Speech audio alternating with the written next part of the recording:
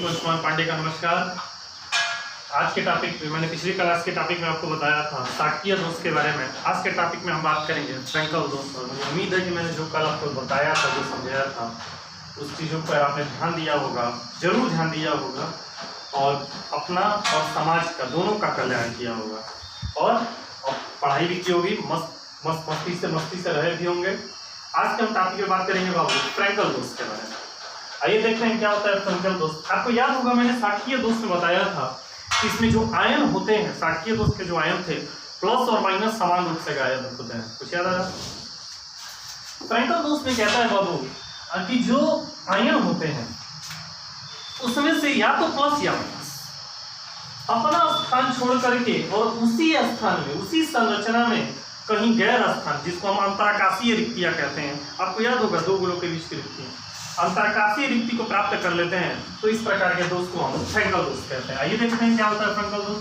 हमने क्या किया कि पुनः वैसे ही जैसे लिया था, आपको याद होगा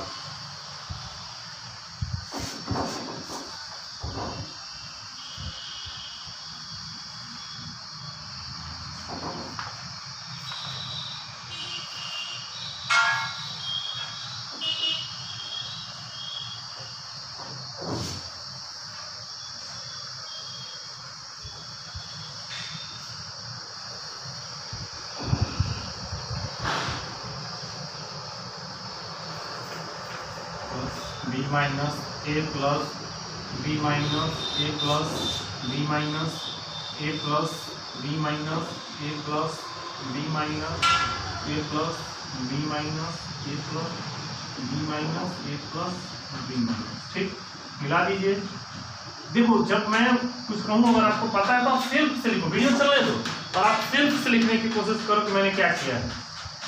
पहले समझ लीजिए फिर नोट करिए। वीडियो को एक बार देखिए, दो बार देखिए, ना समझ में आए कमेंट बॉक्स में पूछ लीजिए, कोई दिक्कत नहीं है। लेकिन आप प्लीज, आपसे रिक्वेस्ट है, पढ़िए, मन लगा के पढ़िए। मैं आपको कहीं से भी ऐसा नहीं छोड़ूंगा कि जिसको आपको इस चैप्टर से थोड़ा सा भी प्रॉब्लम हो।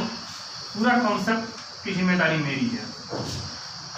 आइए देखते हैं बात क्या करता है इसके बारे में। शाक्य दोष में बताया था, आपको याद होगा मैंने एक प्लस को और एक माइनस को गायब किया था। मैंने क्या किया कि प्लस को हटा दिया। देखिए क्या होता है फ्रैंकल दोष। फ्रैंकल दोष के बारे में भी 1930 में ही जानकारी मिली थी। रूस के वैज्ञानिक, कहाँ के? रूस के, रशियन वैज्ञानिक जिसको कह सकते हैं, रशियन साइंटिस्ट,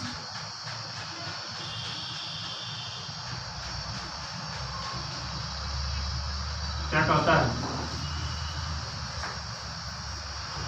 है रशियन साइंटिस्ट थे, रशियन वैज्ञानिक थे। तो उन्होंने क्या किया था, बताया था कि यदि कोई संरचना से, यदि किसी संरचना से, अगर किसी क्रिस्टल की संरचना से एक आयन गायब होकर के और उसी संरचना में किसी अंतराकाशीय स्थान को ग्रहण कर लेता, हमने क्या किया कि प्लस को हटा करके और इस प्लस का स्थान यहाँ दे दिया।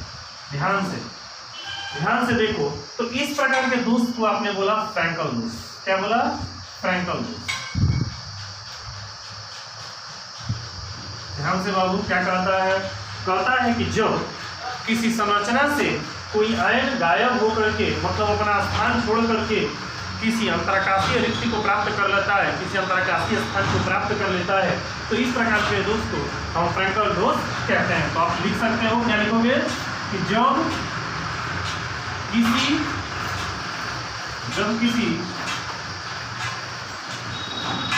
संरचना से कोई एक आयन अपना स्थान छोड़कर उसी संरचना के किसी अंतराकाशीय स्थान को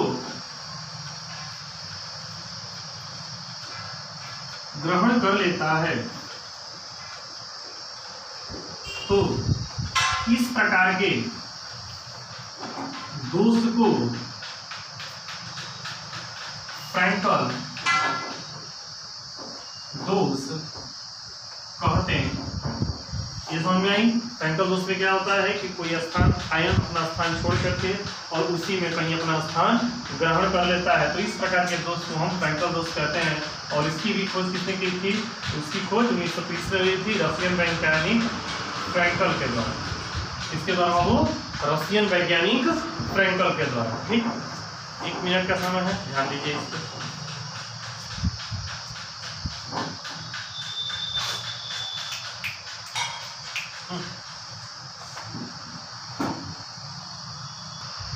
मुझे उम्मीद है आपने नोट कर लिया होगा इसके बारे में। ठीक, चलिए थोड़ा सा इसको बना लेते हैं ऐसे, ताकि सब बोले एक समान है। इसको ऐसे कर देते हैं ताकि आपको थोड़ा सा अंतर लगे। ये वाला दूसरी चीज़। ठीक, चलिए क्या बोल सकते हैं कि इसके अब थोड़ा सा वो वाली टॉपिक आगे टॉपिक में बात कर दूँ कि R प्लस तथा मतलब इसके त्रिज्या अनुपात का मान, त्रिज्या अनुपात का मान क्या हो सकता है बाबू? निम्न होगा। निम्न मतलब कम, निम्न होता है। क्यों क्यों निम्न होता है? आप देखो कि एक अधिक होगा एक कम होगा, तो अधिक में जब आप कम से डिवाइड करोगे तो फिर तो संख्या और कम आएगी ना। तो इसका मतलब क्या हुआ? एक से कम आएगी, तो इसका मतलब ये हुआ कि इसका जो त्रिज्या अनुपात का मान होता है वो कम आता है। ठीक, अब अगले टॉपिक के बारे में बात करते हैं बाबू। ये टॉपिक साटकी और फ्रैंकल दोष को आप ढंग से पढ़ लीजिएगा। अगले टॉपिक के बारे में बात करते हैं साटकी और फ्रैंकल दोष में अंतर। ठीक, अब देखिए साटकी और फ्रैंकल दोष में अंतर लिखते हैं, तो इसको अंतर को लिखने के लिए भी क्वेश्चन बहुत आता है। तो हमने क्या किया कि एक तरफ लिख दिया साटकीय दोष और एक तरफ लिख दिया फ्रैंकल दोष। चलिए क्या हो जाएगा साटकीय दोष में? पहला बोलिए बोलिए क्या होगा? इसके जो आयन थे वो अपना स्थान छोड़ करके गायब हो जाते थे। तो पहला क्या हो जाएगा? इसके आयन समान रूप से गायब हो जाते थे, चाहे हट जाते थे, चाहे समान रूप से गायब हो जाते थे। इसका क्या हो जाएगा बाबू? इसके आयन उसी संरचना में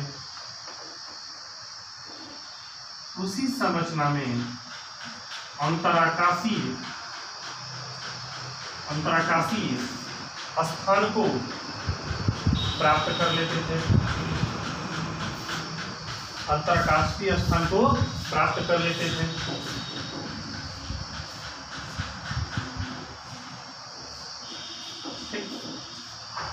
चलिए इसका दूसरा क्या होगा? दिमाग लगाइए, सब लोग दिमाग लगाइए।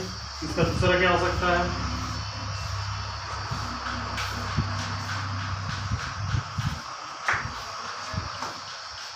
कोशिश करिए।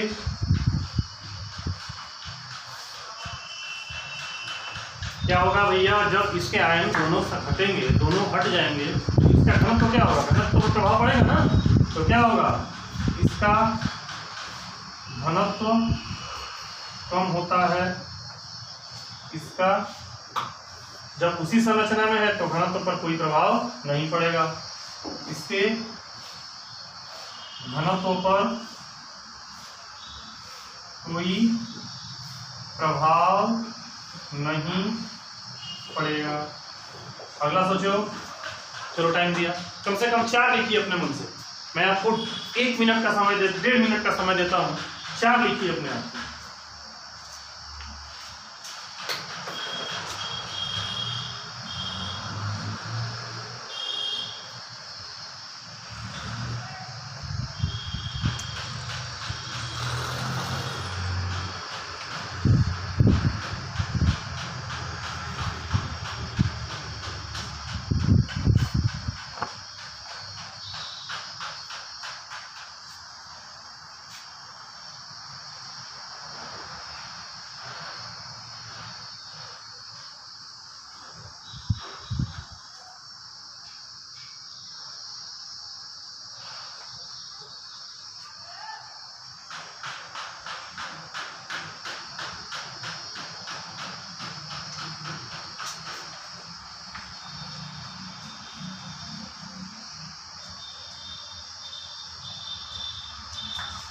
चलिए मुझे उम्मीद है आप लोग सब लोग लिखे होंगे।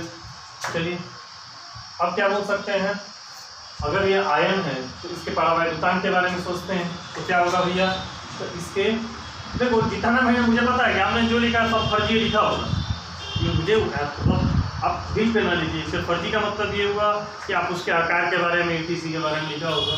देखो मैं बोलता हूँ, मेरी बात ध्यान से कि अगर आ रहा है तो करेंगे, नहीं आ रहा है तो फरमाना नहीं, सीधे बेवकूफ़ नहीं बनाना है। आ रहा है तो करेंगे, नहीं आ रहा है देखो यहाँ पे थोड़ा सा रियल ईमानदारी से आप मेहनत करो। हाँ, पेपर की जब बात आए तो जब पेपर है तो अपना 100% दो, ढंग से दो। नहीं है तो हो सकता है कि चलो छूट रहा है क्वेश्चन, तो फिर कहीं उसमें हम अगर वो टॉपिक के इर्द गिर्द भी पहुँच जाते हैं तो उसमें कुछ कोशिश करते हैं कि लिखते हैं, लेकिन यहाँ पे ईमानदारी से कि जो आए वही लिखें, जो ना आए चुपचाप देखें। ठीक, तो क्या कहेंगे, इसका परावैद्युतांक परिवर्तित नहीं होता,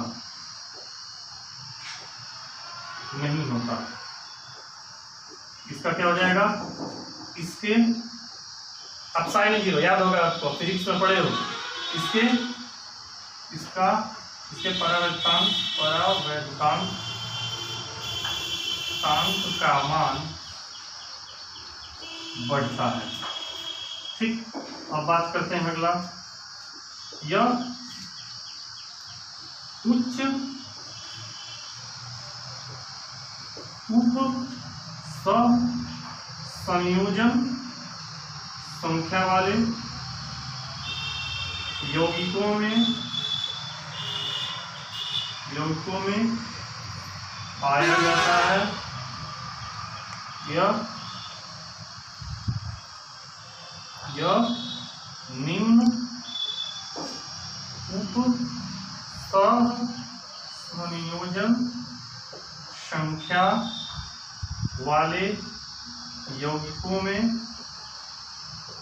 पाया जाता है। तो मुझे उम्मीद है कि आपको साकी और फ्रैंकल और अन्य दोस्तों में बढ़िया से समझ में आया होगा, ढंग से समझ में आया होगा। साकी और फ्रैंकल दोस्त को ढंग से पढ़ लीजिएगा, सही से पढ़ लीजिएगा, क्योंकि इसमें से ये क्वेश्चन बहुत बार पूछ चुका है आपको, लगभग 2015 से हर साल किसी न किसी सेट में आया है कि साकी और फ्रैंकल दोस्त में अंतर लिखिए। ठीक, मुझे उम्मीद है कि आप ढंग से पढ़ रहे होंगे, मन लगा के पढ़ रहे होंगे। थैंक यू सो मच, मिलेंगे कल नेक्स्ट बिंदु पर नेक्स्ट टॉपिक के साथ, नई ऊर्जा के साथ। धन्यवाद, थैंक यू।